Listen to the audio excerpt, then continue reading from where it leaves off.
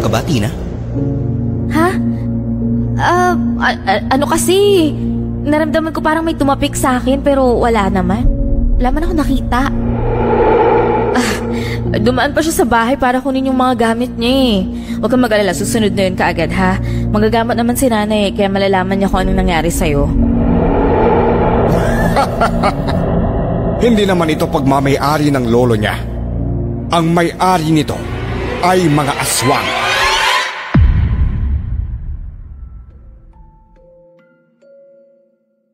Mag-isa na lang akong namumuhay simula nang mamatay ang lolo ko.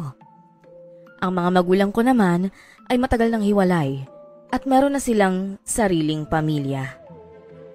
Mas pinili kong tumira sa isang barangay na malapit sa bundok dahil marami ang mga alaala namin doon ni lolo. Meron ding naiwang mga lupain sa akin ng lolo ko, kaya yun din ang rason na hindi ko maiwan-iwan. Ako nga po pala si Tina at ito ang aking kwento.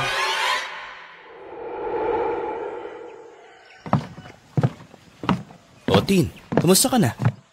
Ilang buwan na nakalipas pero mukhang nagdadalamhati ka pa rin dahil sa pagkamatay ng lolo mo. Nangangayayat ka na rin. Ewan ko ba, Pablo? Pero nawala na talaga ako ng ganang kumain tuwing naalala ko na wala na si lolo eh. Alam mo naman na parang totoong tatay ko na siya dahil siya yung nagpalaki sa akin eh. Mas masakit pa nga para sa akin yung pagkawala ni lolo kaysa sa mga magulang ko eh. Hindi naman nawala ang mga magulang mo eh. Di ba ikaw pa nga mismo ang nagsabi na tinatawagan ka nila para kung gusto mo na tumira sa kanila, eh pwede ka na doon. Ikaw lang naman ang may ayaw eh. Ano namang gagawin ko dun sa poder ng mga bago nilang pamilya? Maging pabigat lang ako dun dahil hanggang ngayon wala pa akong trabaho. Tsaka balita ko yung asawa daw ng tatay ko, maldite. Eh di dun ka sa nanay mo. Tumawag sa akin si nanay. Hindi raw ako pwedeng pumunta doon dahil may pagkamanyakis yung asawa niya. As if naman na gusto kong pumunta sa kanya, no? Tsaka, hindi naman ako magugutuman dito eh. Kahit ako lang mag-isa, okay lang. Binilinan talaga ako ni lolo bago siya mamatay na kahit anong mangyari, hindi ako uuwi sa poder ng mga magulang ko. Sa bagay, mabubuhay ka naman dito dahil malawak ang lupain ng lolo mong naiwan para sa'yo. Ang mabuti pa, huwag ka nang malungkot.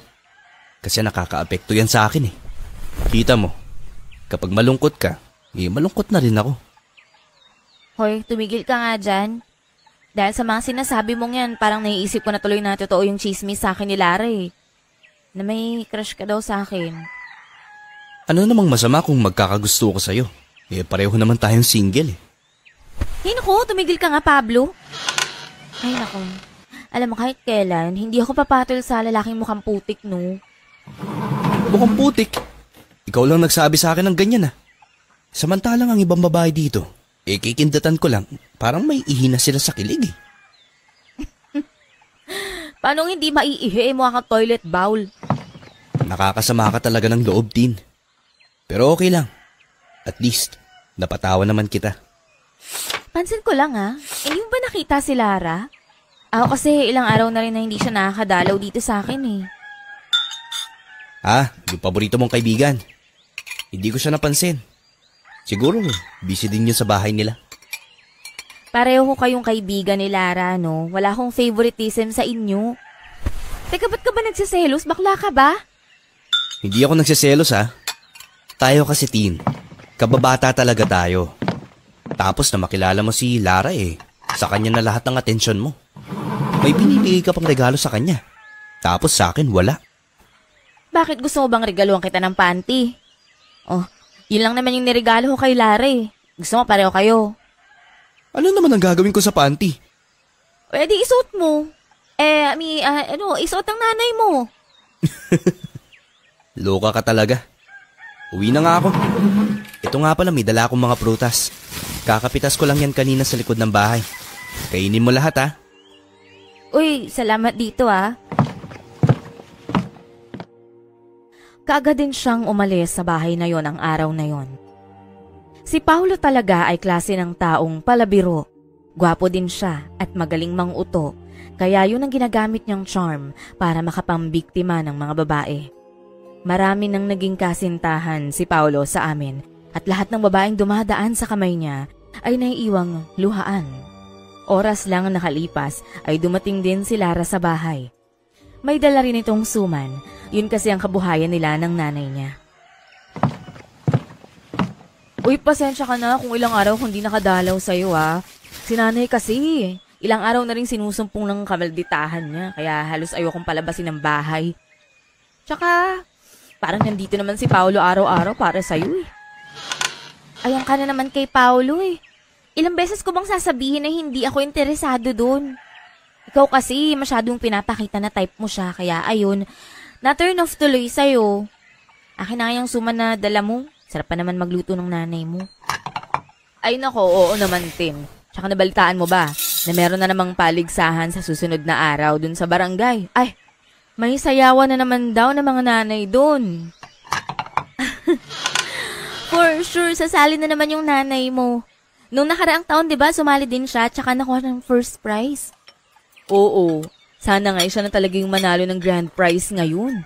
Alam mo, halos hindi na ngayon nakakatulog sa kakapractice eh. Minsan naiinis na ako sa kanya kasi walang tigil din yung pagkapatugtog niya ng radyo namin. Pero alam mo, ang swerte mo sa nanay mo. Isang taon ko na kayong kilala at kitang-kita ko talaga kung gaano kanya kamahal. Palagi ka rin niyang inaalagaan pag may sakit ka. Sus, ang lolo mo nga rin eh, mahal na mahal ka rin naman nun. Kaya siguro dapat na nating tanggapin na wala talagang forever sa mundo, te. Wala tayong nagiging bato at lahat talaga eh namamatay. Pwede na lang kung may superpower ka, di ba? Alam mo, ang sabi sa akin ni Lolo, yung mga aswang daw, hindi raw namamatay yun ng ganong kadali eh. Sa ting may karamdaman daw yung mga aswang, kakain lang sila ng tao, tapos lulusog na sila kaagad. Hoy, wag mong sabihin gusto mong maging aswang. Hindi naman sa ganon ang ibig kong sabihin. Ano ka ba? Ang maganda lang doon, pag naging aswang ka, makakasama mo ng matagal yung mga mahal mo sa buhay. Kaso kumakain nga ng tao eh. So ano okay yun sa'yo? Syempre hindi. Yun naman pala eh. Ang mabuti pa ha, dadaanan kita dito sa susunod na araw para makapanood tayo ng sayawan ha. Tapos magsuot ka ng sexy na damit dahil alam mo na, maraming boys doon. Naku, ayoko nga. Napatawa na lang kaming pareho ni Lara. Maya-maya pa'y nagpaalam na itong umalis sa akin. Ang gaan talaga ng loob ko sa kanya dahil mabait siyang tao at maganda pa. May busilak itong puso na sobrang matulungin sa lahat ng bagay. Makalipas ang ilang araw, kagaya ng napag-usapan namin, ay pumunta kami sa barangay para manood ng sayawan. Kasama rin namin si Paulo. Nakaupo kami sa pinakalikuran habang nanunood ng paligsahan. Biglang naramdaman ko na may tumapik sa aking balikat kaya napalingon ako at hinanap ko kung sino yon. May hinahanap ka ba, Tina? Ha? Ano kasi? Naramdaman ko parang may tumapik sa akin pero wala naman. Wala man ako nakita. Yung matanda lang naman na yung nakita ko tsaka yung lalaki. Kilala mo ba yan? Hindi ah. Yung matanda ipapunta sa kanan tapos yung lalaki pa kaliwa. So alin kaya dyan sa kanila yung tumapik sa'yo? Ewan ko, hindi ko alam. Ay nakuya mo na nga. Sige na. Load na lang tayo. Malapit nang sumayaw si nanay. Ang sweet girl mo naman. Palagi kang nakasuporta sa nanay mo. Tsaka yung nanay mo naman, palagi kang sinusuportahan sa gusto mo eh. Oo naman no. Ganyan naman talaga dapat eh. Sana yung nanay ko ganyan din. Ayan ka na naman. Iniisip mo na naman ang nanay mo tapos bigla ka na lang malulungkot. Nandito naman ako, Tin. Ano ka ba? Tigilan mo nga akong Paulo. Teka lang, parang biglang sumama yung pakiramdam ko eh. Pansin ko nga na parang namumutla ka at pinagpapawisan. Ayos ka lang ba? Nahihilo ka ba? Parang sumasakit yung tiyan ko eh. Parang sobrang sakit ng tiyan ko. Ano? Baka gusto mong magbanyo? Parang hindi naman, kaya lang ang sakit talaga eh. Tsaka kumikirot na hindi ko maintindihan. Ang mabuti pa, umuwi na lang tayo. Dahil baka mapano ka pa rito. Bubuhatin kita papunta sa tricycle na dala ko. Uy, sobrang sama ba talaga ng pakiramdam mo? Oo, hindi ko na kaya. Teka, gusto ko na talagang umuwi. Baka dito pa ako mahimatay. Sige. Paolo, mabuti pa sa bahay mo na lang dalhin si Tina para matingnan siya mamaya ni nanay. Paano ba yan? Hindi pa natatapos na magsayaw ang nanay mo eh. Ako nang bahalang kumausap sa kanya. Okay lang ba sa'yo, Tin? Sa bahay ka na dumiretso? Wag na. Sa bahay na lang. Pumunta na lang kayo ng nanay mo. Aray ko, Paolo. Iuwi mo na ako. Sige. Mabilis naman akong binuhat ni Paolo pauwi sa bahay ko. Nang makarating ako doon, pumasok ako sa loob ng banyo pero kahit ilang beses pa akong magbanyo, hindi talaga nawawala ang sakit ng tiyan ko. Namilipit ako sa sakit at mangiyak-ngiyak na rin. Uminom na rin ako ng gamot para sa pananakit ng tiyan pero hindi pa rin yun tumatalab. Paano ka na naman kaya, Tina? Ano bang huling kinain mo? Kanin lang naman tsaka sisig na niluto ko, yun lang. Hindi kaya may inusog sa'yo dun sa barangay? May kinakausap ka pa bang ibang tao bukod sa amin? Wala. Naalala ko lang may tumapik sa akin kanina pero paglingon ko wala namang tao. Ayan na pala si Lara eh. Tin, hindi pa ba nawawala yung sakit ng tiyan mo?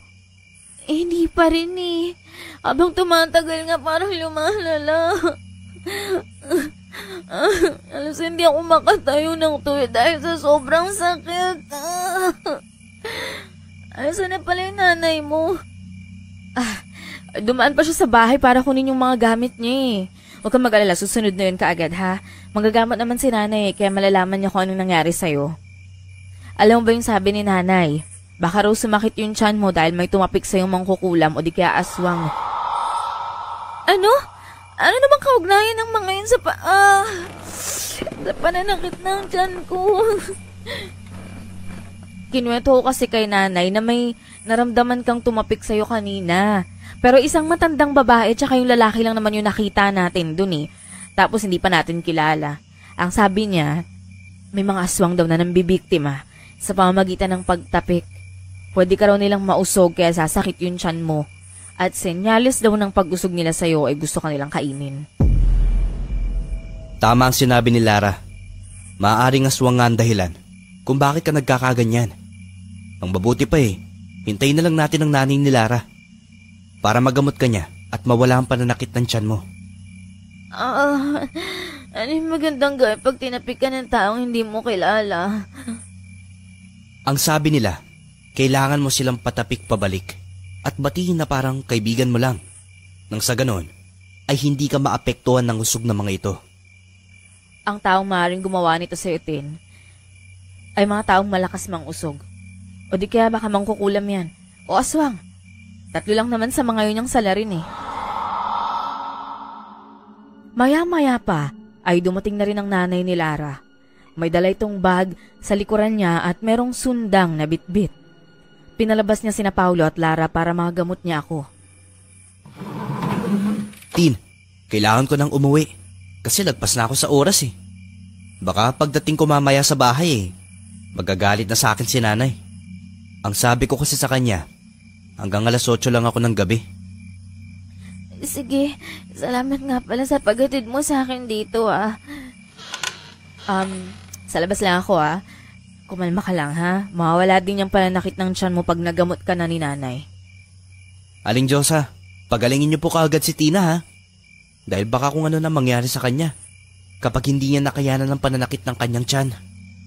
Oo naman iho, mahalaga rin si Tina sa akin dahil kaibigan siya ng anak ko. O mag-ingat ka sa pag-uwi mo ha. Sige po. Tara Lara, labas na tayo. Mahiga ka na Tina. Tatawasin ko muna kung ano ba talagang gumawa nito sa'yo. Pakibilisan lang, Aling Diyosa. Parang nangihina na po kasi talaga ako eh. Pinikit ko ang mga mata ko habang ginagawa ni Aling Diyosa ang ritual niya. Meron pa siyang nilagay sa tiyan ko ng mga dahon at hindi ko alam kung ano yun. Manggagamot din ang lolo ko noon pero hindi ako nagkaroon ng interes na sumunod sa kanyang yapak. Wala akong kaalam-alam sa lahat ng mga bagay-bagay na ginagawa ng mga manggagamot. Ilang minuto pa ang nakalipas, sinabihan na ako ni Aling Diyosa na bumangon at alam niya na daw ang lahat kung napano na ako. Ano ba talaga ang dahilan ng pananakit ng tiyan ko, Aling Diyosa? Aswang. Ano ho? Isang aswang, iha. Siya ang dahilan kung bakit nasakit yung tiyan mo. Natipuhan kanyang batiin kanina sa barangay at tinitiyak kong hindi ka natitigilan hanggat hindi ka niya nakakain. Ha? Aling Diyosa, anong gagawin ko? Kailangan mo lang mag-ingat sa aswang na yon. Bawang at asin, yun palagi ang dadalhin mo para mataboy mo palayo sa'yo. Oh, alam ko naman ng pangontra talaga yun sa mga aswang eh. Tama ka. Sana man lang bago namatay ang lolo mo, itinuruan ka man lang niyang manggamot. Hindi na ba sumasakit ang tiyan mo? Hindi na ho. Maraming salamat po sa inyo. Tsaka, kaya po ako hindi tinuruan ni lolo dahil wala naman po talaga akong balak gayahin siya eh. Tsaka isa pa nakita kasi ni lolo na hindi talaga para sa akin yung panggagamot. Ah, ganun ba? Ay, sige na, kailangan na naming umuwi ni Lara dahil marami pa kaming gagawin sa bahay. Ikaw naman, magpahinga ka na dito, ha? Huwag mong kalimutan yung sinabi ko. Magbaon ka ng asin at bawang kung saan ka man magpunta. Opo. Tapos na ba? Oo, tapos na. Ang galing naman ng nanay mo at nawala na lang bigla yung pananakit ng tiyan ko. Hindi ko lang talaga nabanggit sa'yo na si nanay nung kabataan niya pa yan natutoy ang manggamot. Bata pa kasi ako, tinuturuan ako ng tatay kong manggamot noon. Ay, yan ka na naman, Nay. Magyayabang ka na naman kay Tina. Halika na, umuwi na tayo sa atin para makapagpahinga na tayo. Tsaka isa pa, medyo nagugutom na ako, Nay. Ikaw kasi masyado nung tinipid yung pinapakain nyo sa akin eh. Eh, pinagdadayet kita, tumataba ka na. Hindi ko maiwasang wag mainggit sa kanila. Nang makaalis ang mga ito, naalala ko ang inihabilin sa akin ni Lolo. Mga kwintas daw yon pero ang tawag doon ay anting-anting. Maaari ko rin daw gamitin yon para malayo ako sa mga masasamang elemento o nilalang. Isa daw yung proteksyon na nagmula pa sa ninuno niya. Kinalkal ko yon sa pinagtataguan ko. Kinaumagahan, isang kahindik-hindik na balita ang nakarating sa akin. Merong isang binatilyo na natagpo ang patay sa lugar namin. Pumunta ako doon sa lugar kung nasa ng bangkay at halos hindi ko nakayanan ang mga nakita ko. Kawawa naman talaga. Pagkatapos sa patayin, isinabit pa sa puno ang bangkay. Puro ribs lang ang nakikita ko sa bandang tiyan niya. Paano kaya siya, Pao?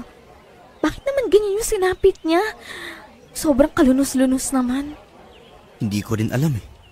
Pero pag-aaralan naman daw ng mga opisyalis ng barangay kung anong nangyayari dyan. Daig pa niya ang kinatay na baboy, ano? Eh, naku, sinabi mo pa. Ang hina pa naman gumawa ng aksyon ng kapitan natin dito sa lugar. Kaya nga eh. Sigurado ako na madadagdagan lang itong kaso. Pero hindi mareresolbahan. Hoy!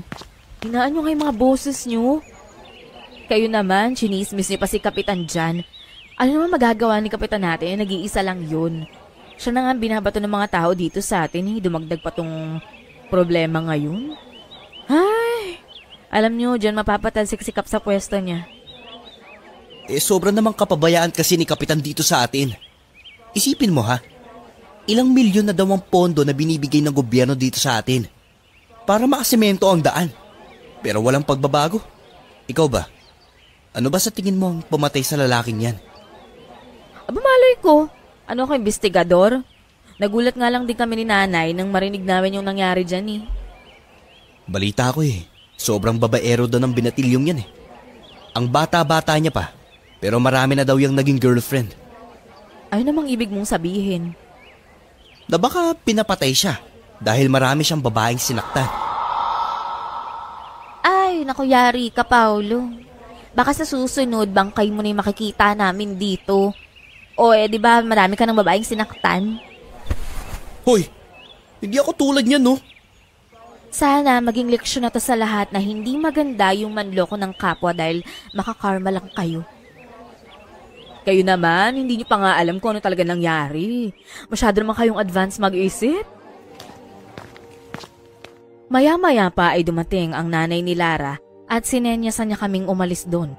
Nagtaka naman ako, pero sinunod na lang namin siya. Lumayo kami doon sa pinangyarihan ng krimen. Isa-isa kaming pinagsabihan ni Aling Diyosa tungkol sa mga aswang. Nagsisimula na sila, kaya mag-iingat kayo. Nanay naman Alam kong manggagamot kayo, Nay, pero wag niyo naman tinatakot yung mga kaibigan ko. Aswang na naman, puro na lang kayo aswang Mahal ko rin ang mga kaibigan mo, Lara. Lalong-lalo ka na, Tina. Alam mo ba na isa ka sa sadya ng mga aswang? Nausog ka na nila dahil nasasarapan sila sa'yo. Sigurado ako na anumang oras, pwede ka nilang gambalain para makuha ka lang nila. Aling Diyosa, wag po kayong mag-alala. Kaya ko naman po yung sarili ko Lahat po ng mga sinabi niyo sa akin, itatata ko po sa isipan ko. Tumulag ka kasi kay Tina, anak. Ayan, sobrang masunurin. Ay nako, ikaw ay katigas ng ulo. Nako, pag may nangyaring masama sa'yo, talagang, ay nako, hindi ko alam kung anong gagawin ko at mababaliw ako. Nay, mauna na nga lang ho kayong umuwi. Oh, sasama ka sa akin. Uuwi tayo ng sabay. Aling Diyosa, iramin ko lang po sana si Lara saglit. May sasabihin lang po ako sa kanila ni Paulo. Ay, siya, sige na nga. Mahirap namang hindihan ng batang kagaya mo. Nang pumayag na si Aling Diyosa na isasama ko si Lara sa bahay, ay kaagad na akong umuwi. Pinakita ko sa kanila ni Paulo ang 3 klaseng anting-anting na iniwan sa akin ni Lolo. Nagulat naman sina Lara at Paulo na makita yon. Grabe, iba't ibang hugis at iba't ibang kulay. Saan ba ito nanggaling? Akin na itong isa, Tina, Tumigil ka nga, Paulo. Alam mo naman na pag may-ari ng lolo niya, pamana yan sa kanya. Natipuhan ko kasi itong kulay dilaw na may kuring tatsulok Ilapag mo yan. Gusto mo bang muling mabuhay yung lolo ni Tina at yan yung gamitin niya para isakal sa liig mo? Kakaloka to. Di ibalik. Uy, tama na nga yan. Alam nyo, bagay talaga kayong maging mag-asawa in the future kasi ang gulo-gulo nyo. Daig nyo pa yung aso't pusa kung mag-away Balik na nga tayo dito sa anting-anting. Bago namatay si Lolo, mahigpit niyang pinagbili na ingatan ko daw talaga to. Ang anting-anting na dilaw na to na may korting tatsulok, ito panlaban to sa mga itim na elemento. Ito namang kulay asul, panlaban to sa mga masasamang nilalang na nakatira sa tubig. At ito namang kulay puti, yan ang anting-anting na proteksyon sa aswang. Paano mo nalaman lahat yan? Kahit iniwan to sa akin ng lolo, wala talaga akong alam kung paano to ginagamit Kaya alam ko yung tungkol sa bagay na yan dahil manggagamot yung nanay ko, di ba? Di ba nga? Sa libro ko lang to nakita at hindi ko inaasahan na ikaw pala yung may hawak nito. Mahal na mahal talaga ako ni Lolo.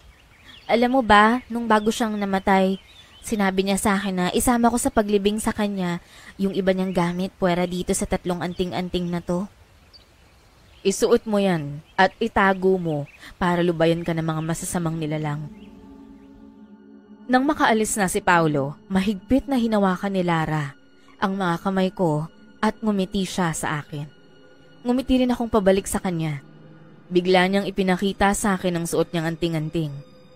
Parehong-pareho yon sa anting-anting na iniwan sa akin ni Lolo na kulay puti. Meron ka rin pala niyan? Oo, binigay to sa akin ni nanay para pantaboy din daw nga sa mga aswang. Tsaka nga pala, naalala mo ba yung mga nangyari bago sumakit yung tiyan mo sa barangay? Oo, basta tandang-tanda ko na meron talagang tumapik sa akin dun, yun lang talaga. Tapos, pagkalingon natin, isang matandang babae at saka lalaki yung nakita natin, di ba? Oo. Bakit, Lara? Sino sa tingin mo sa kanila yung gumawa nun? Alam mo, malakas kasi yung kutob ko na yung tumapik sa'yo, yung matanda. Kasi sa kanilang dalawa, sa kanilang dalawa, yung lalaki lang ang lumingon sa atin, pero yung matanda, hindi. May kutob talaga ako na aswang yung matandang yung tino. Kung aswang siya, hindi naman siya makakalapit sa akin eh. Yan ang hindi natin masisigurado. Kung tayo merong anting-anting na panlaban sa kanila, meron din silang bagay na panlaban din sa anting-anting natin. Yang mga aswang na yan, matatalino yan. Kagaya nga ng sabi ng nanay mo, kailangan ko rin magdala ng asin at bawang para kahit papano pandagdag proteksyon. Tama yun, Tin. Ang mabuti, ipakita natin kay nanay ang anting-anting na dala mo para mas lalong dumagdag yung kaalaman mo kung paano yan gamitin. Sige. Bukas ko na lang siguro dadalhin, gabi na eh. Oo, tama. Bukas na lang. Ay, alis na pala ko, Tin, ha. Mag-ingat ka dito, ha. Ikaw rin, ingat kapag uwi. Ay, may sasabihin sana ako eh. Pero, wag naman sasama yung loob mo, ha. Ano ba yun? Huwag kang ganong magtiwala kay Paolo. Lalong-lalo na tungkol dyan sa anting-anting mo. Ha? Bakit naman? Paalala ko lang yan. Ikaw na ang bahalang kumilala sa kanya. Okay? Pagkatapos niyang sabihin yon, ay kaagad na siyang umalis. Natulog akong magulo ang isip dahil sa sinabi ni Lara. Hindi ko maintindihan kung ano ang ibig niyang sabihin. Kinaumagahan, pumunta nga ako sa bahay ni Lara. Kasama ko pa rin si Paolo. Kung ano man ang sinabi ni Lara tungkol sa kanya, isinantabi ko na lang muna yon. Pinakita ko sa nanay nito ang anting-anting na iniwan sa akin ni Lolo. At kagaya nga ni Lara at Paolo, nagulat din siya. Paano napunta sa lola mo ang anting-anting na to? Alam mo bang nagmula pa ito sa mga pinuno ng mga malalakas na aswang? Po? Mga pinuno ng mga malalakas na aswang? Sabi po sa akin ni Lolo galing yan sa mga ninuno niya na noon daw ipinamana sa kanya. Hindi totoo yon. Siguro nga maraming bagay na katotohanan ang hindi kayang ilahad ng lolo mo noong buhay pa siya. Pero ang totoo, ang mga ito ay mula sa mga aswang. Ito lamang ang mabilis at madali na pamatay sa kanila. Tsak kung isang magaling na mangangatay ng aswang ang lolo mo, kung kaya napunta ito lahat sa kanya. Aling Diyosa, maaari niyo po ba akong turuan kung paano gamitin tong mga to? Sabi kasi ni Lara, kailangan daw alam ko kung paano gamitin yan nang sa ganon mabilis kumataboy yung mga aswang or yung mga masasamang nilalang. Tama, maproteksyon nga ito pero kailangan gamay mo na kung paano gamitin. Ito ay nangangailangan ng ritual para ang lakas ng mga anting-anting ay mailipat sa katawan ng kung sino mang humawak nito. Ano po bang ritual ang kailangan ko para magamit ko huyan? Kailangan itong ipasuri sa mga totoong antingero. Sila lang naman ang may kakayahang makabasa at alamin kung ano pang iba't ibang kakayahan ng mga ito. Tsaka kung hindi lang manggagamot ang lolo mo, kundi isa pang antingero. Ganun ho ba? Saan naman ho ako makakahanap ng antingero na susuri po dyan? Tina, wag mo na munang isipin yon. Ang mahalaga, nasa iyo yung mga yan at magagamit mo sa mga masasamang nilalang. Hahanap tayo ng antingero kapag may mga panahon na tayo. Sa ngayon kasi, bawal lumabas dito sa barangay natin dahil nilockdown nga ni Kapitan. Bawal din daw magkapasok ng mga dayo nang sa ganon, mabilis mahuli yung kriminal. Maiwan ko muna kayo at marami pa akong gagawin, ha? Ingatan mo na hindi makuha ng iba yang bagay na yan, Tina. Opo, Aling Diyosa. Umalis si Aling Diyosa para tingnan ang niluluto nitong suman sa kusina. Nahuli ko si Paolo na masakit na nakatitig sa matanda. Ngayon ko lang napansin ang mga bagay na yon. Hindi ko na siya pinuna nang muli akong kausapin ni Lara tungkol sa mga anting-anting. May plano ka na bang sumunod sa yapak ng lola mo dahil sa mga anting-anting na yan?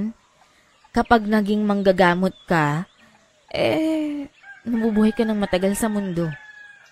Mga ilang taon kaya ako mabubuhay? Hindi ba sabi mo namatay yung lola mo sa edad na 96? Malay mo, ganun ka rin. Nagpapaniwala ka na naman sa mga ganyan, Tina. Hindi naman yun totoo eh. Kung oras mo na talagang mamatay, sadyang mamamatay ka. Diyos lang ang makakapagsabi kung hanggang kailan ka lang sa mundong ito, no? Tama ka. Pero may mga anting-anting si Tina, Sa oras na magamit niya, maaari na siyang mabuhay ng matagal. Nagbibigay ka ng lakas yung mga yan. Ang isipin na lang natin, kung paano tayo makakatulong sa barangay natin. Total, parehas naman tayong dalawa na may superpowers. Bakit hindi tayo gumala sa gabi? Nang sa ganun mahuli natin ang mga pumapatay. Paano mo naman mahuhuli mga aswang, Aber? May pruweba na ba na aswang ang may kasalanan ng lahat? Obvious naman na aswang yung pumapatay nyo. Alam yun ng nanay ko dahil manggagamot siya. Yun naman pala bakit hindi matukoy ng nanay mo kung sino ng aswang manggagamot din naman pala siya? Hoy, sira ulo ka ba? Paano yung malalaman ni nanay? Tsaka niya lang malalaman na aswang yung isang tao kapag nakaharap na niya yon. Pero hindi naman niya kayang matukoy kung may gamit rin ang tao na yun na proteksyon para hindi malaman na aswang siya, no? Ay, naku, iyan na naman kayong dalawa Nag-aaway na naman kayo. Bakit hindi na lang kaya kayo magpakasal, no? Ay, naku, ayoko nga dyan. Excuse me?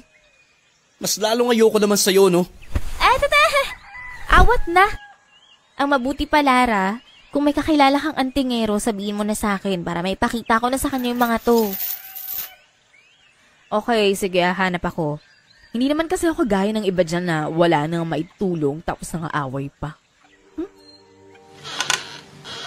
Mas maunahan kitang makahanap. Nang mga oras na yon ay niyaya ko na lang si Paolo na umuwi na kami. Makalipas ang ilang araw, dumating si Paolo sa bahay para may ibalita sa akin. Halos hindi ko nakayanan ang mga nalaman ko sa kanya. Sigurado ka ba sa mga sinasabi mo, Paolo? Oo, sigurado talaga ako. Babae raw ang aswang dito sa atin dahil may nakakita sa kanya kagabi. Sabi nila, punteriya daw talaga ng aswang na babaeng yon ay ang mga binatilyo. Kaya ayun, 3 binatilyo na naman ang natagpo ang patay ngayon. Ano? Sa tingin ko tama ang si Lara.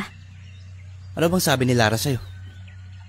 May kutob na kasi kaming dalawa kung sino yung aswang Yung matandang babae dun sa barangay.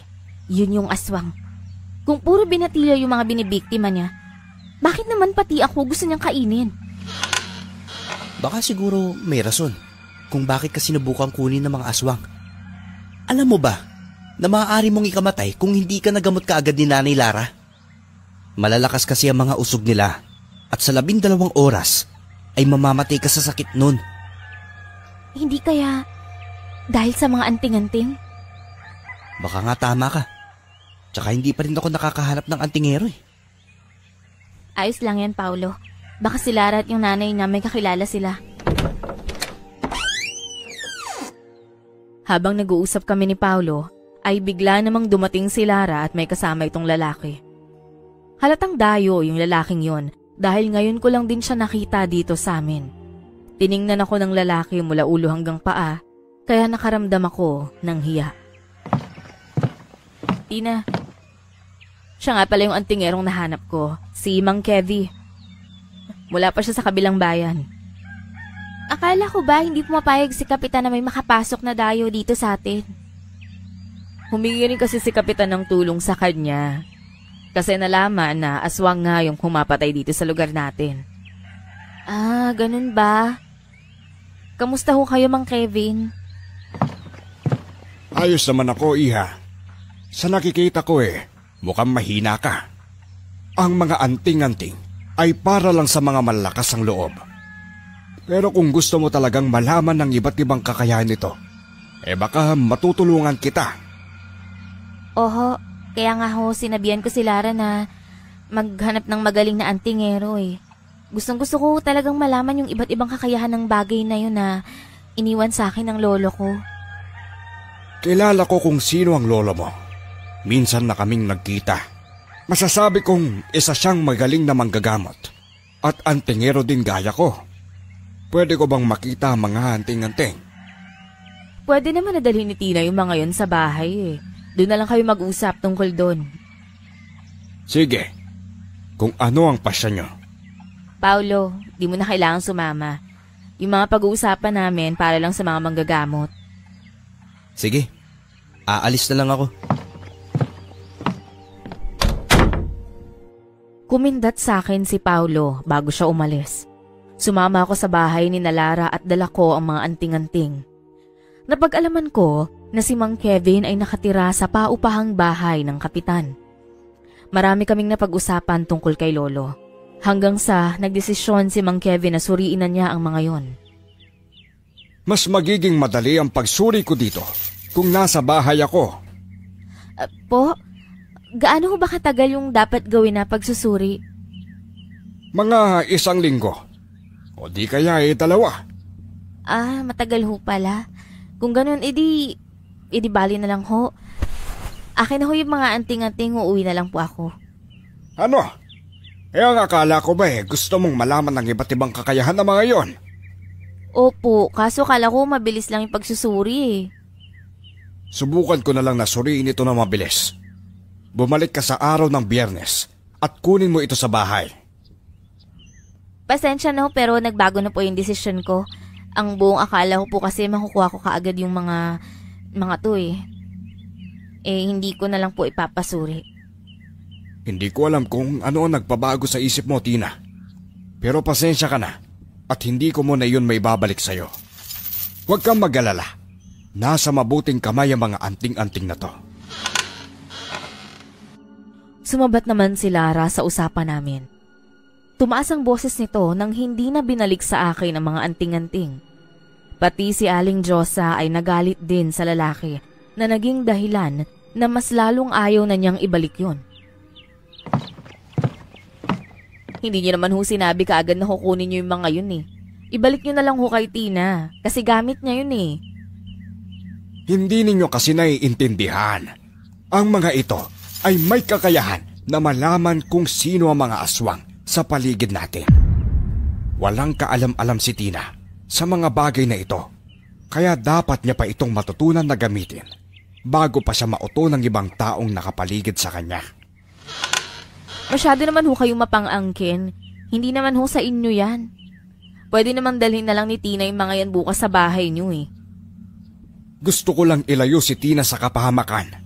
Dahil dito, kung kaya siya hinahabol at binabantayan ng mga aswang.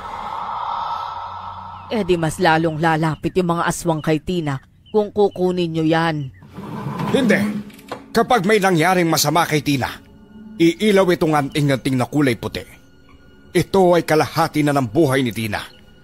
Kaya ito iniwan ng lolo niya para kahit saan mapunta si Tina, dalaman niya ito o hindi, ay mayroon pa rin siyang proteksyon.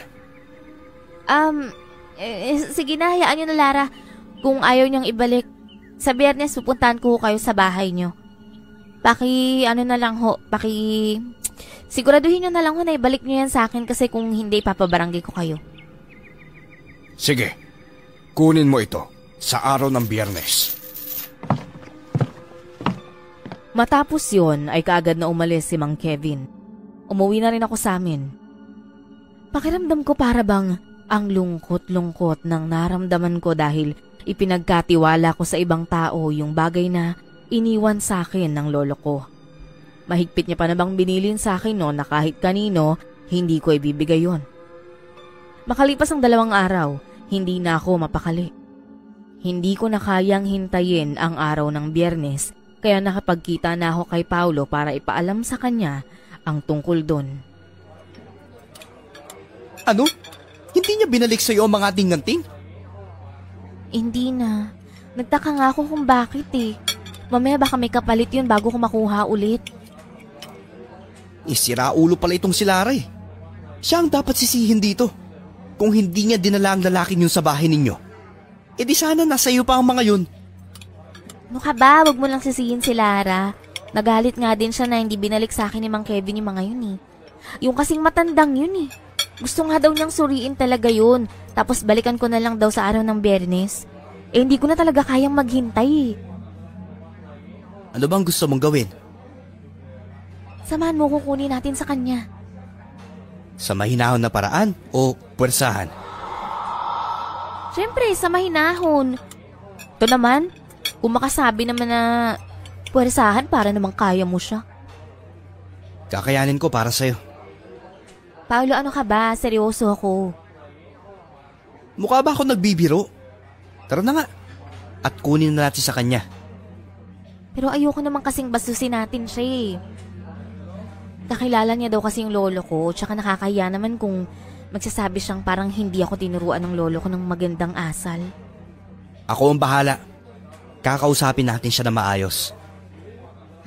Okay, sige.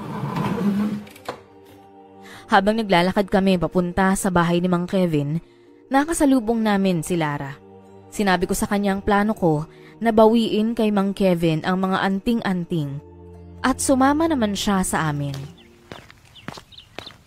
Sa tingin mo ba ibabalik niya yun sa'yo? Hindi ko alam eh, kaya nga natin pupuntahan eh.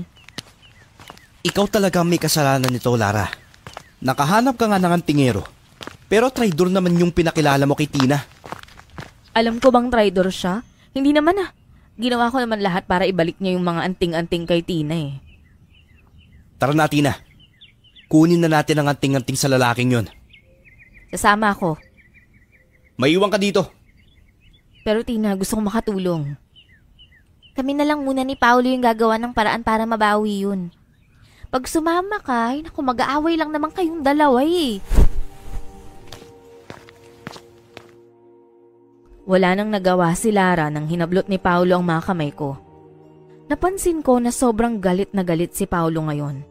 Sa sobrang galit niya, hindi niya na nalaman na hinihigpitan na pala niya ang paghawak niya sa kamay ko, kaya napatili ako sa sobrang sakit. Aray ko naman, Paolo, ang sakit! Makahawak naman to. Oh, sorry, Tina. Hindi ko sinasadya.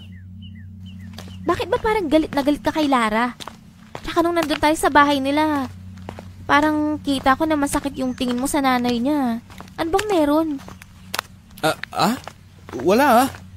Naiinis lang talaga ako kay Lara ngayon dahil nilagay ka niya sa ganitong sitwasyon. Imbis na maging madali ang lahat eh, naging mahirap pa. Ba't ba? Alin ba yung tinutukoy mo? Wala. Iwasan mo na nga si Lara ngayon. Mukhang hindi naman nakakatulong ang babaeng yun sa'yo eh. Ano bang ibig mong sabihin, Paolo? Tapatin mo nga ako. Ano bang dahilan ng palagi yung pagkakagalit ni Lara? Dati ba kayong magkarelasyon na hindi ko alam at masakit yung breakup nyo? Ayan ka na naman sa pagiging overthinker mo. Hindi no? Bakit ako magsasayang ng oras sa babaeng yun? Ikaw lang naman ang gusto ko. Tsaka, sa totoo lang, walang gusto yan sa akin si Lara. Inuuto ka lang yan. Ang isipin mo na lang, kung paano mo mabawi ang iniwang proteksyon ng lolo mo sa'yo.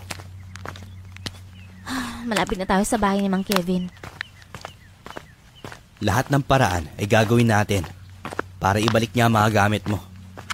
Sige. Nang makarating na kami sa bahay ni Mang Kevin ay kaagad kaming kumatok doon. Nakailang katok na kami, pero tila ba parang wala siyang planong buksan ng pintuan kaya parehong nalaglag ang balikat namin ni Paolo. Palis na sana kaming dalawa nang biglang bumukas ang pintuan at bumungad sa amin si Mang Kevin na suot ang mga anting-anting. Bakit kayo naparito? Ang usapan natin ay araw ng Biyernes mo pakukunin ng mga anting-anting sa akin ah. Mawalang galang na po, Mang Kevin. Ibalik mo na po yan sa kaibigan ko. Hindi naman po sa inyo yan eh. Pagmamay-ari pa yan ng lolo niya. Hindi naman ito pagmamay-ari ng lolo niya. Ang may-ari nito ay mga aswang. Sa akin na muna ang anting-anting na ito sa ngayon.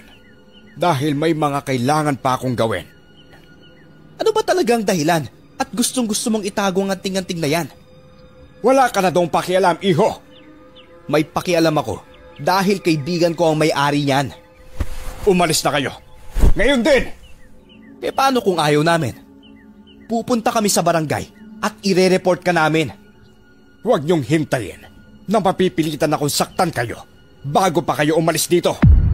Kung gusto niyong mag-report sa barangay, sige, gawin niyo. Halika na! Paulo, umalis na lang tayo. Nang kumuha si Mang Kevin ng itak, ay mabilis kaming kumaripas ng takbo. Hingal na hingal kaming pareho nang makarating kami sa bahay. Parang nawawalan na ako ng pag-asa na mabawi ang mga gamit ni Lolo.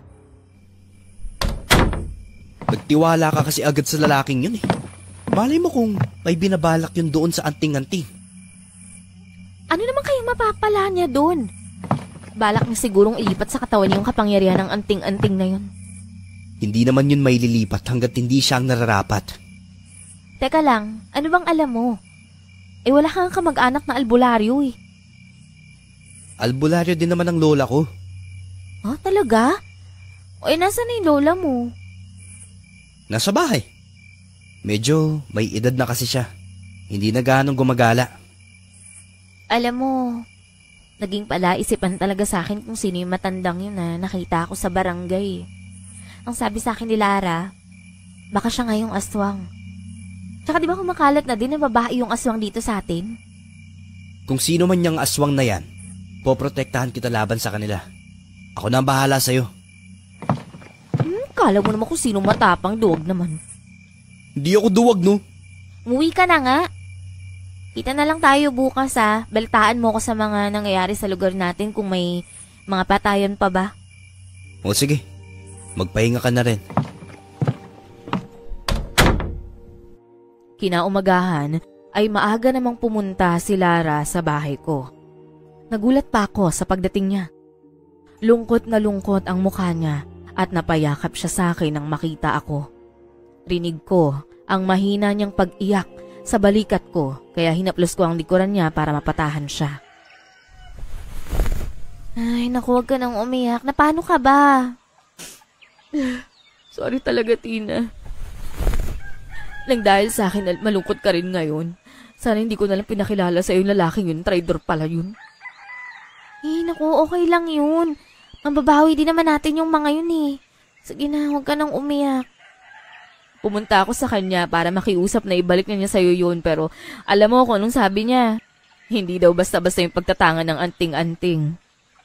Pinuntahan mo siya? Oo. Lumod pa nga ako sa harapan niya para ibalik niya lang yun sa'yo eh. Pero ayaw niya talaga.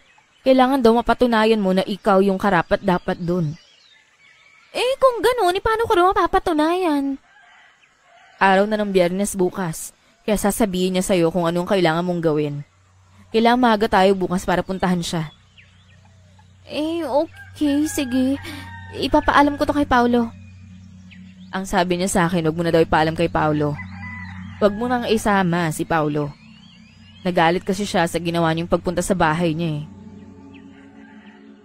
Hindi na ako nakasagot pa kay Lara. Kinaumagahan kagaya ng pinag-usapan namin ay maaga nga kaming pumunta sa bahay ni Mang Kevin ng araw ng Biyernes. Pinapasok niya kami sa loob ng tirahan niya at nangilabot ako sa mga nakita ko. May mga 3 kalansay ng taong nakadisplay doon. Meron pang itim na bungo at may mga nakatirik na kandila na puro kulay itim. Huwag kang matakot sa mga nakikita mo, Tina. Panahon na para malaman mo ang totoo. Ako ay isang antingero na may lahing mangkukulam. Wala akong intensyon na masama sa'yo, kundi ang gusto ko ay matulungan ka. Sabihin niyo na po sa akin ng diretso kung ano ba talagang gusto niyo. Wala akong gusto, pero mayroon kang misyon na gagawin bago ko ibalik sa'yo ang mga anting-anting mo. Kailangan mapatay mo ang babaeng matandang aswang na bumibiktima sa lugar na ito. Ang matandang aswang? Oo. Ikaw lang ang makakapatay sa kanya, Tina. Yun at ang matandang tinutukoy niya yung nakita natin sa barangay. Yung nakausog sa'yo. Tama ka. Nakikita ko siya paminsan-minsan na umiikot sa lugar na to para maghanap ng binatilyong biktima. Kaya kailangan mo siyang pigilan.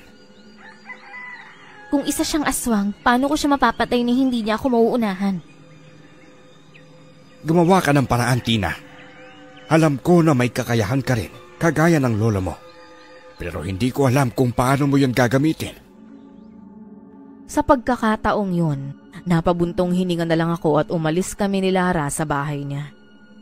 Nabalitaan ko na may nawawalang binatilyo na pamangkin ni Kapitan at sigurado ako na ang matandang aswang na yon ang kumuha. Bago pa kami naghiwalay ni Lara, may binigay na siya sa akin na isang punyal.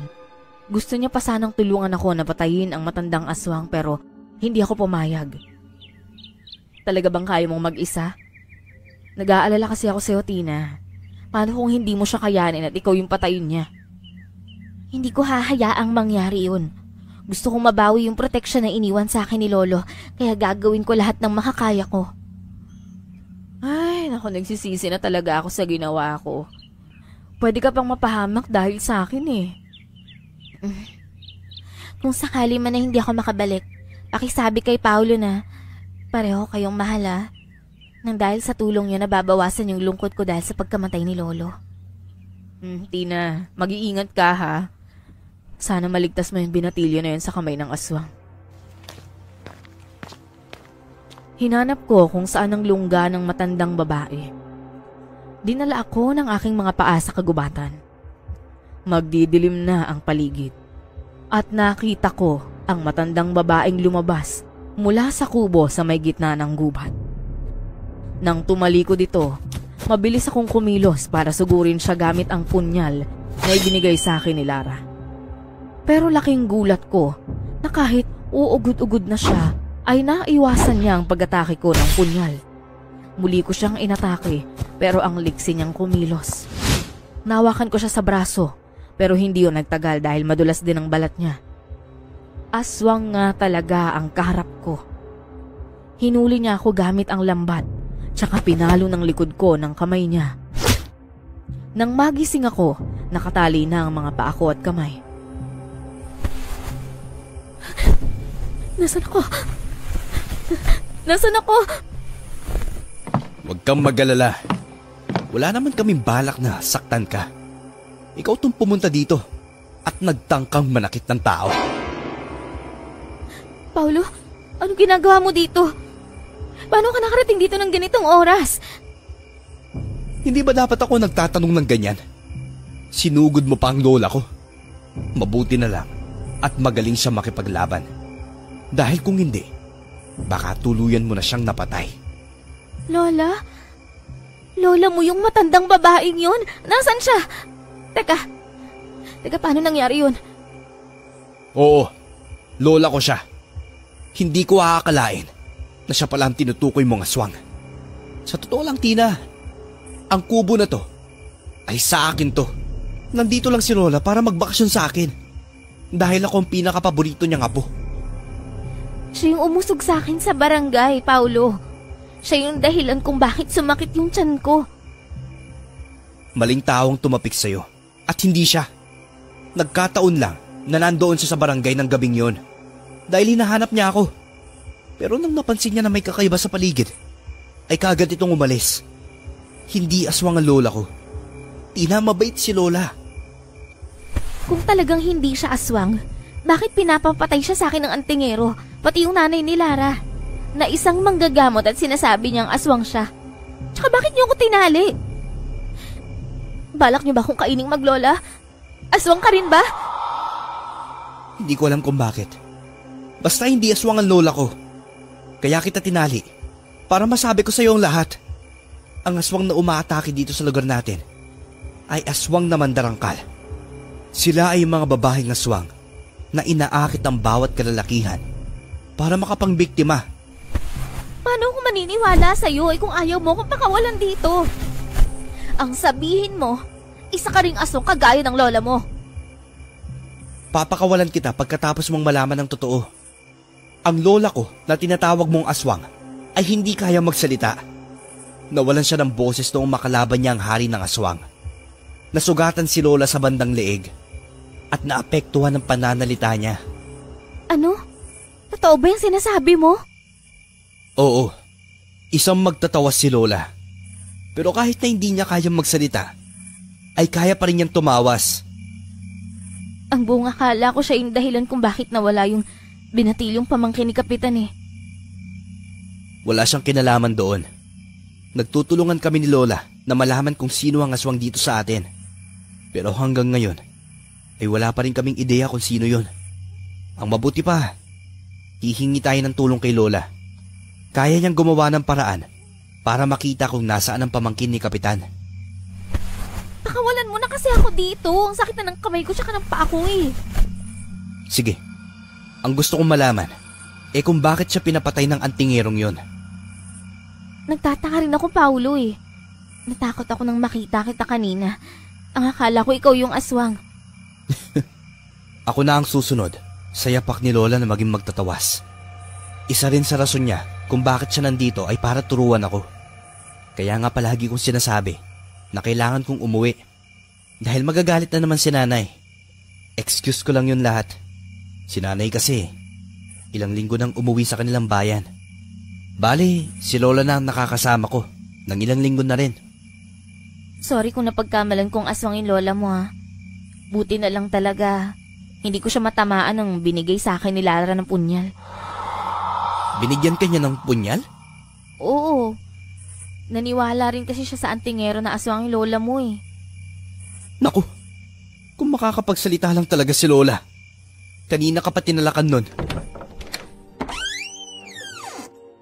Maya-maya biglang pumasok ang matandang babae at may dala itong tsinelas. Galit na tumingin sa akin ang matanda at pinandilatan niya ako ng kanyang mga mata.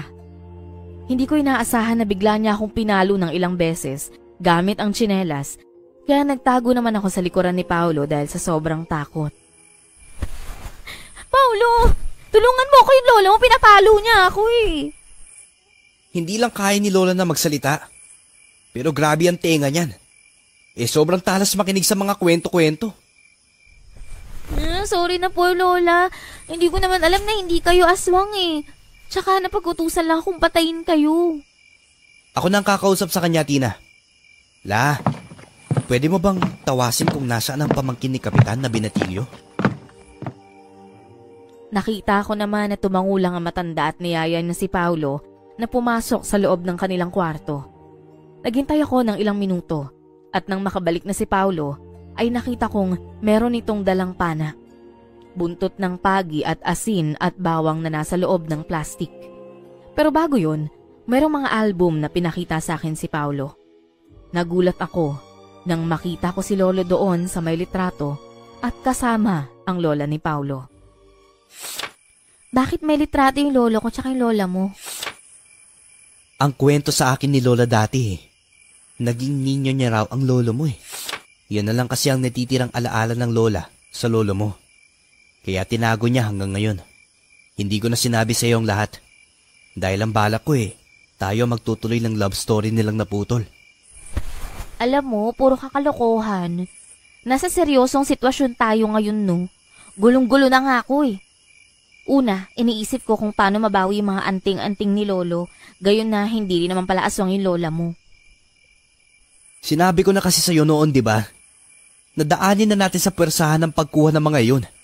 Pero ayaw mo naman. Kasi nga, magiging kawawa ka lang din kay Mang Kevin kung lalabanan mo siya eh. May kutob kasi noon pa, na parang hindi totoong antingero ang Mang Kevin na yun. Paano namang hindi? Kakilala nga daw niya si Lolo eh. Yan ang napapala mo. Dahil ang bilis mong maniwala. Kung talagang antingero siya, mabilis niya lang masuri ang mga yon. Tapos ngayon pa, sinabihan kanyang patayin si Lola. Ano namang mapapala mo kung mapapatay mo si Lola? Ang sabi niya, kapag napatay ko daw yung lola mo, pwede niyang ibalik sa akin yung mga yun. Kailangan ko daw patunayan ng karapat dapat ako kaya kailangan kong pumatay ng aswang at ang gusto niya ay yung lola mo. May pagkabaliw rin talaga ang lalaking yun. Sa oras na muling mag-cruise ang landas namin, ay siya talaga ang papatayin ko. Kailangan nating tumulong na mahanap kung nasan yung pamangkin ni Kapitan. Ayaw mo bang pag-usapan muna natin ang love story ng lolo mo at ng lola ko? Ano ba? Tsaka na natin pag-usapan yan. Sabi daw ni Lola, sobrang in love sila sa isa't isa dati. Pero dumating ang lola mo. Ang babaeng itim na mangkukulam daw. Binantaan niya si lola na kapag hindi pa nito lulubayan ng lolo mo, mapapatay siya nito. Sa takot naman ni lola, lumayo siya sa lolo mo kahit mahal na mahal nila ang isa't isa. Ay, wow, ginawa mo talagang kontrabida yung lola ko ha. Totoo kaya yun? Kahit nasaktan daw si lola, masaya naman siya para sa lolo mo. Dahil nagbago ang itim na mangkukulam, simula na maging mag-asawa sila. Kaya ikaw, may lahi ka rin na mangkukulam, no? Hindi na ako umimik pa dahil sa sinabi ni Paulo. Nakita kong nakatingin sa amin ang lola niya. Naramdaman ko na mukhang marami itong gustong sabihin sa akin pero hindi niya magawa dahil naging pipi ito. Inayos ni Paulo sa harapan ko ang mga dala niya kanina at isa-isa namang pinaliwanag sa akin kung ano ang tamang paggamit nun. Ang lola naman niya ay nakatingin lang at nakangiti habang nakikinig sa mga sinasabi ni Paulo. Naroon ang pagkatuwa sa mukha niya dahil maraming alam si Paulo sa lahat ng mga bagay-bagay. Itong pana na to, ang purpose dito ay kapag nakalipas na ang aswang, ay maaari itong gamitin para mapatay sila. Ang pana ay mayroong talim na metal. Isa rin sa kinatatakutan ng aswang ay ang metal. Hindi naman ako marunong gumamit niyan eh. Ako ang gagamit. Ito naman, buntot pagi. Ito naman buntot pagi. Kinatatakutan rin ito ng aswang.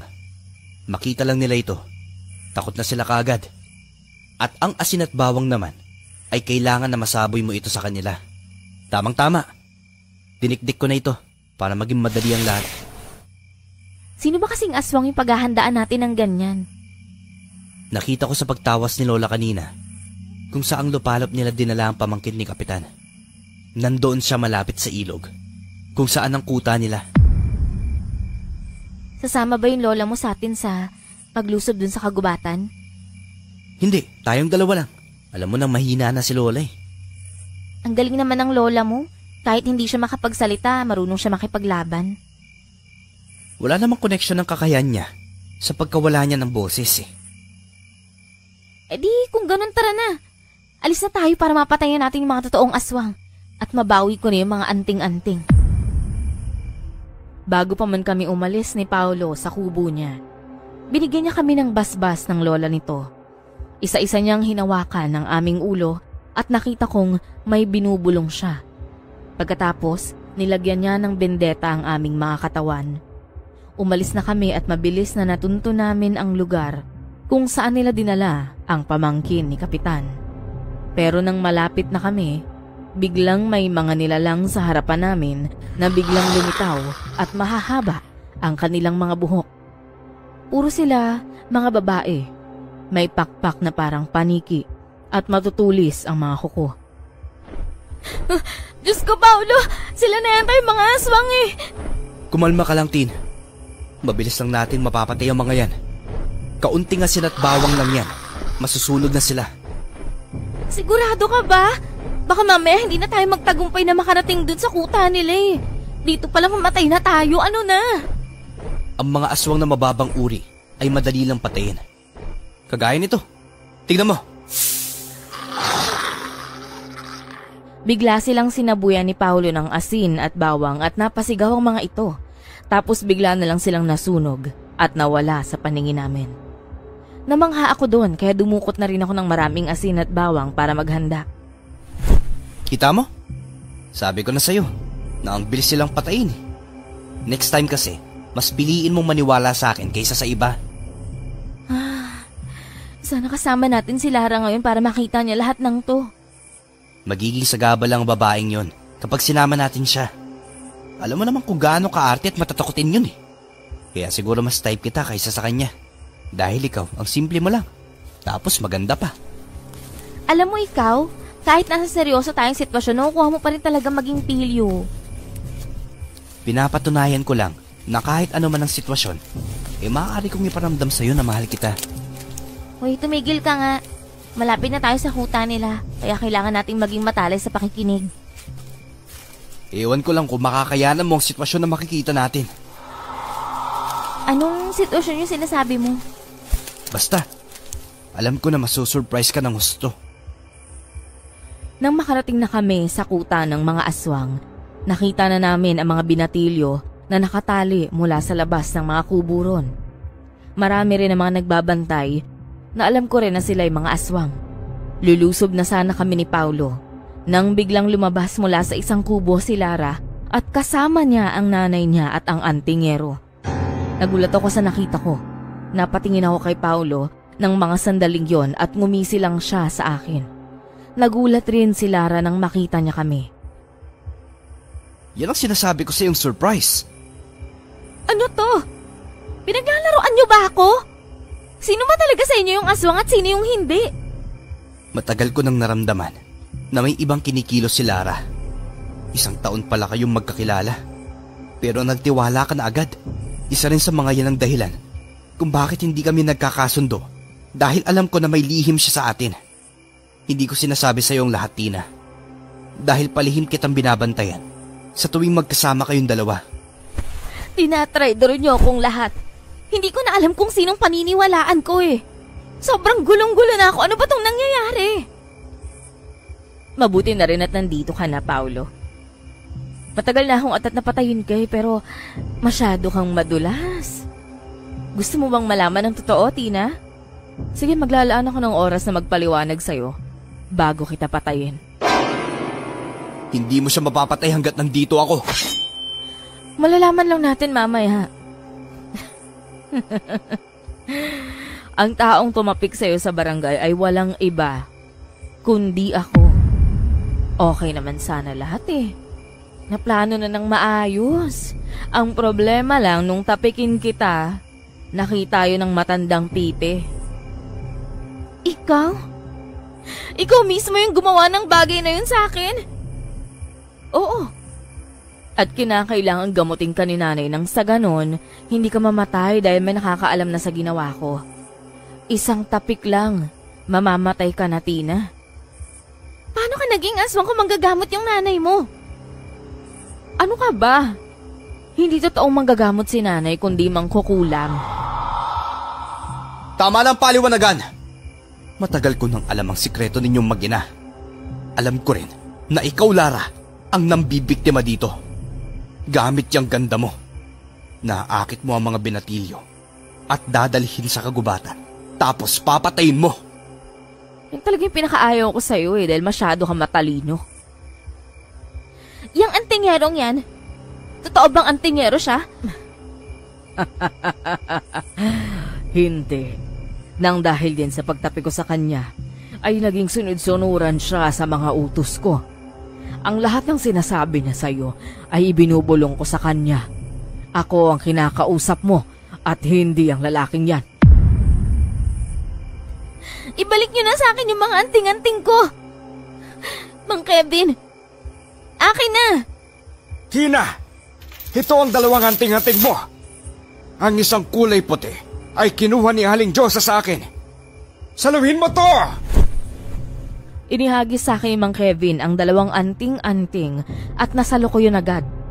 Nang mga sandaling yon, nagulat naman si Lara sa ginawa ng matandang lalaki. Kaagad na sinugod ito ni Lara at sinakal sabay tapos ng katawan nito sa lupa. Nanghina naman si Mang Kevin dahil sa lakas ng pagbagsak nito. Tina! Tina, maganda ka. Dahil lulusob ang mga tauhan nilang aswang. Nakahanda na ako. Isuot mo ang 2 anting-anting. May proteksyon ka pa rin makukuha dyan. Dahil wala na ang kulay puti. Sige, Pao. Ay, ang sweet nyo namang 2. Pero paano ba yan? Hindi na kayo makakaalis ng buhay dito eh. Mga kampo, patayin nyo na yung 2 yan. Sumunod naman ang mga tauhan nilang mga aswang. Nakaupo pa munang mag-ina habang tinitingnan kaming nakikipaglaban sa mga tauhan nila. Ginamit ni Paulo ang buntot pagi para masugatan at mapatay ang mga aswang. Ako naman ay nagsaboy lang ng asin at bawang at nasusunog naman ang katawan ng mga ito. Nasa likuran lang ako ni Paulo nang sa ganon ay maprotektahan niya pa rin ako. Pero hindi ko inaasahan na may isang aswang na lumusob mula sa likuran ko at hindi rin niya napansin ni Paulo. Nakalmot ako nito sa likuran at napasigaw ako sa sobrang sakit. Napano ka, Tin? Ayos ka lang ba? Nakalmot ako, Pao, sa likuran ko. Sakit. Lintik na yan. Hayop ka, aswang ka! Kaya ko pa naman. Lalaban tayong dalawa, okay? Hanggang kamatayan. Oo, Tin. Lalabanan natin sila. At kaya natin silang ubusin. Ano? Kaya niyo pa ba? Hindi pa nakakalahati yung mga kauri ko. Baka gusto niyo nang sumuko at ibalik niyo na sa akin yung anting-anting. Lintik naman kasi Mang Kevin yun, no? Paano niya ba nalabanan yung pagkontrol ni nanay sa katawan niya? Ibig kang sabihin niya mga mahina kayo. Dahil kayang labanan ng isang normal na tao ng kapangyarihan ninyo. Huwag mo kaming iniinsulto ng nanay ko, Paulo. Totoo naman Kalma ka lang dyan. Sa oras na maubos ko itong mga hampas lupang aswang na ito, isusunod ko kayong dalawa. Muli kaming naglaban ng iba pang aswang. Pakiramdam ko para akong nanghina dahil sa sakit at hapdi ng likuran ko. Nagtagumpay naman kami ni Paulo na mapatay ang iba pang aswang. Hingal na hingal kaming pareho pero ni kahit isang galos ay wala man lang si Paulo. Pansin ko rin ang mga kilos niyang magaling sa pakikipaglaban. Magpahinga ka na, Tina. Ako nang bahalang tatapos sa kanila. Hindi. Kailangan kitang tulungan. Kaya ko pa naman eh. Ito nga pala ang gamot. Dinala ko talaga yan kanina. Para kung sakaling masugatan ako may ipapahid ako. Langis ba to?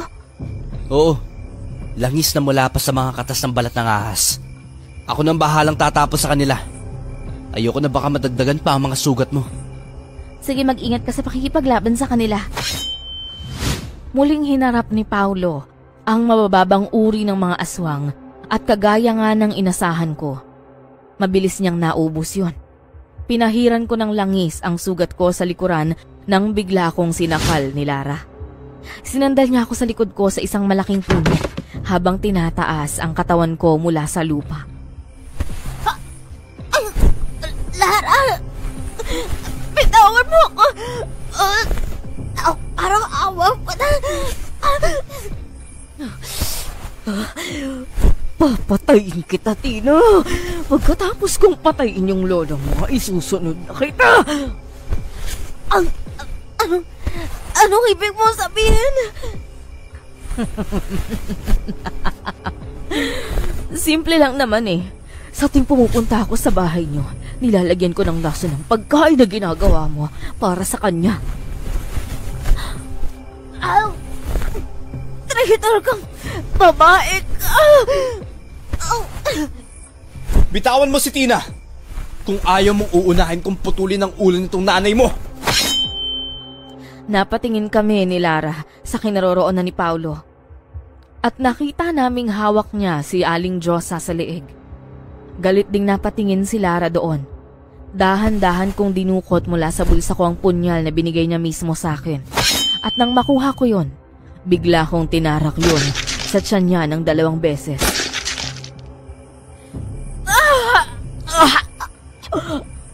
Malangya kang babae ka! Bakit? Ginaya lang naman kita. Ang punyal na ginamit ko sa pagsaksak sa'yo ay yung bigay mo mismo sa akin. Ginawa mo pa talaga lahat ng paraan para mapaniwala ko na aswang yung matandang babaeng lola ni Paulo. Naniwala ako sa'yo. Dahil akala ko gusto mo akong tulungan pero mali pala. Lintik ang babae ka na, iisahan mo na naman ako. Hanggang kailan naman ay hindi nagkakaya sa mga masama sa mabuti? Tignan mo kung paano ko papatayin ang nanay mo, Lara. Nagmamakaawa kami sa'yo. Hayaan niyo na kaming makaalis ni Lara dito. Lalayo kami at hindi na kami babalik. E di sana noon pa kayo umalis nang hindi pa namin nakilala ang tunay ninyong pagkatao. Ginilitan ni Paulo ng punyal ang lieg ni Aling Diyosa. Nang mga sandaling yun, nakita kong parang nanghina si Lara dahil sa kanyang nakita. Tumungo ang mga pakpak nito at lumipad siya para sana tumakas.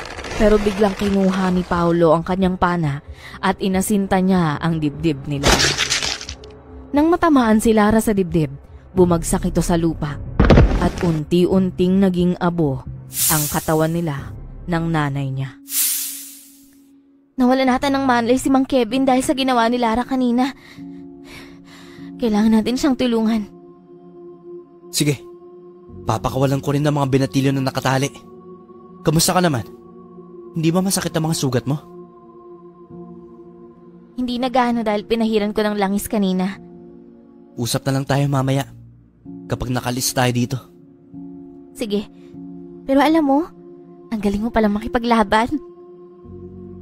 Ngumiti lang din sa akin si Paulo ng mga sandaling yon. Tinulungan namin si Mang Kevin at ang iba pa na umalis sa lugar na yon. Nagpasalamat naman ang matandang lalaki sa amin at humingi rin ito ng pasensya dahil sa nagawa niya. Sobrang saya ko dahil nabawi ko na ang mga anting-anting na iniwan sa akin ni Lolo. Pagkatapos ng mga nangyari ay bumisita ako sa kubo ni Paulo at wala na roon ang lola niya. Kailan ba umalis yung lola mo? Kahapon ng umaga. Hindi ko nasabi sa'yo dahil marami akong inaasikaso bago siya umalis eh. Nasa akin na rin naman ang mga gamit niya bilang magtatawas. Ibig sabihin, napasa na sa'yo yung bertud? Oo, napasa na niya sa akin. Gusto mo bang tawasin kita? Wala naman akong nararamdaman para tawasin mo ko eh. Pumayag ka na kasing liligawan kita, Tina. Wala naman si Lara ngayon kaya tayong dalawa na lang ang palaging magkasama. Mas maganda siguro kung magiging mag-asawa na lang tayo. Ay naku, iwan ko nga sa'yo. Loko-loko ka talaga kahit kailan. Alam mo, hinding-hindi mo ko mapapaniwala na gusto mo ko, no? Totoo nga na gusto kita eh.